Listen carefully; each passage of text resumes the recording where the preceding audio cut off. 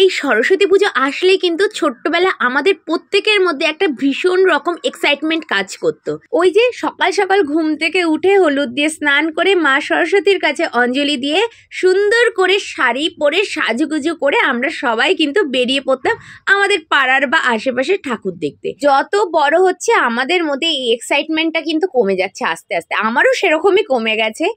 কিন্তু শাড়ি পরে সাজুগুজু করে ঘোরার এক্সাইটমেন্ট আমার একদমই কমেনি। চলো তাহলে আমি যেখানে থাকি মানে আমার প্রাণের শহর তাহেরপুরের যে কটা সরস্বতী পুজোর প্যান্ডেল হয়েছে বা ঠাকুর হয়েছে সবটাই তোমাদের সাথে শেয়ার করি।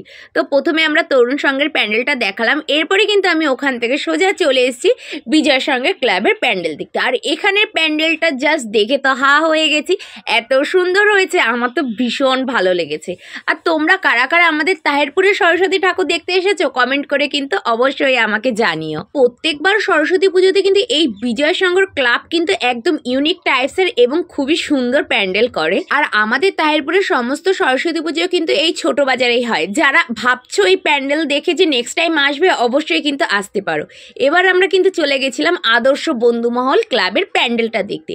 এই প্যান্ডেলটাও কিন্তু ভীষণ ভালো হয়েছে। তবে এই প্যান্ডেল আসতে যেতে আমি প্রায় দেখতাম, যেহেতু আমি এদিকে পড়াতে আসি, তো আজকে কিন্তু ফাইনালি আমি পুরোটা কমপ্লিট হওয়ার পর দেখলাম আর আমার তো ভীষণ ভালো লেগেছে। তোমরাও বলো কেমন লাগছে তোমাদের প্যান্ডেলগুলো দেখতে। হ্যাঁ জানি আমাদের তাহেরপুরে যারা থাকো তারা প্রায় সবাই এই প্যান্ডেলগুলো দেখেছো। আর এই প্যান্ডেলের সরস্বতী মায়ের প্রতিমাটাও কিন্তু ভীষণ সুন্দর হয়েছে। আর এই দেখো প্যান্ডেলের মধ্যে কিন্তু একটা সুন্দর ফটো জোন ছিল, আর এখানে আমি দাঁড়িয়ে বেশ কয়েকটা সুন্দর সুন্দর ছবি তুলে নিয়েছি। আর এখনো কিন্তু ঠাকুর আরো দুদিন থাকবে, তোমরা কিন্তু যারা চাইছো এখনো কিন্তু চলে আসতে পারো আমাদের তাহেরপুরের সরস্বতী ঠাকুর দেখতে।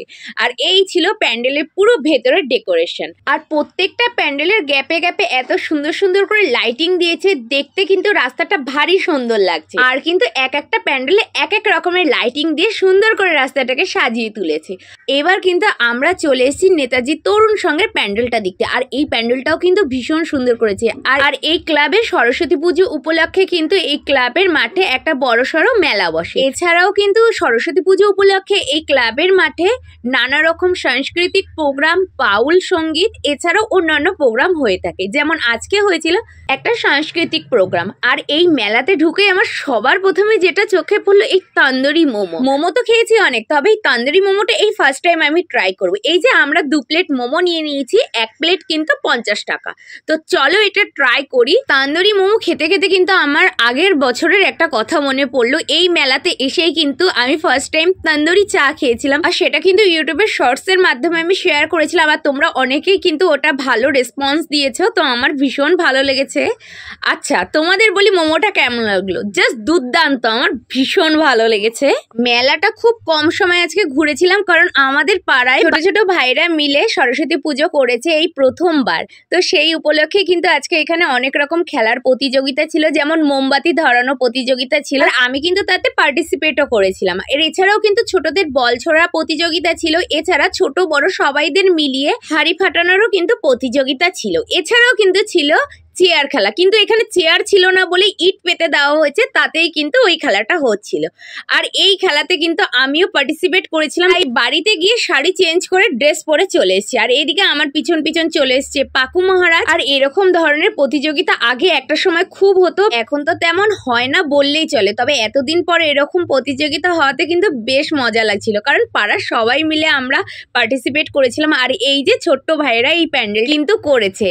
আর এই যে আমি চেয়ার খেলাতে 3rd হয়েছিলাম, তার জন্য কিন্তু গিফট হিসাবে পেয়ে গেছি একটা সুন্দর হ্যান্ডব্যাগ। তো এখানে সমস্ত প্রতিযোগিতা হওয়ার পর গিফটগুলো দেওয়ার পর সবাই মিলে কিন্তু এখানে ডান্স করছিল।